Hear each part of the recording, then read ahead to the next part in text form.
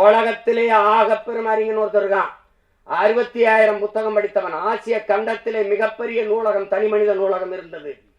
உலகிலே சிறந்த கல்வியாளன் சிலையை திறக்கப் போகிறேன் என்று ஆஸ்திரேலியாவில் மார்பளவு சிலையை திறந்தார்கள். அந்த சிலையில் இருந்தவன் புரட்சியாளர் அம்பேத்கர் என்பதை அறிவார்ந்த தமிழ் சமூக மக்கள் புரிந்து கொள்ளணும். அந்த அறிவாசான் சொல்கிறார், இந்தியாவை இந்துக்கள் நாடு என்று சொல்வதை நான் ஏற்க மாட்டேன்.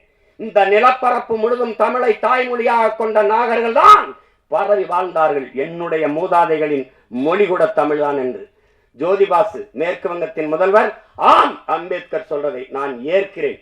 இதை விட சான்று எவனுக்கு வேண்டியதில்லை. இந்தியா ஏன் நாடு?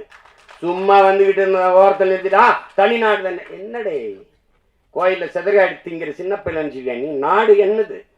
தெற்காசிய முழுமைக்கும் பரவி வாழ்ந்தவர்கள் தமிழர்கள். மற்ற இனங்கள் எல்லாம் வந்து குடியேறியவர்கள். நீ எதனா சொல்லி அமெரிக்கா பெரிய நாடு. அந்த நாட்டில் ஹார்வர்ட் பல்கலைக்கழக பேராசிரியர் பெருமக்கள் டோனி ஜோசப்பும் ரிச்சர்டு மார்டினும் ஆய்வு கட்டுரையில் நீரிருக்காங்க. அதாவது சும்மா வந்துட்டு நாங்க செப்பரேட்டிஸ்ட் கிப்பரேட்டிஸ்ட் எல்லாம் பேசக்கூடாது.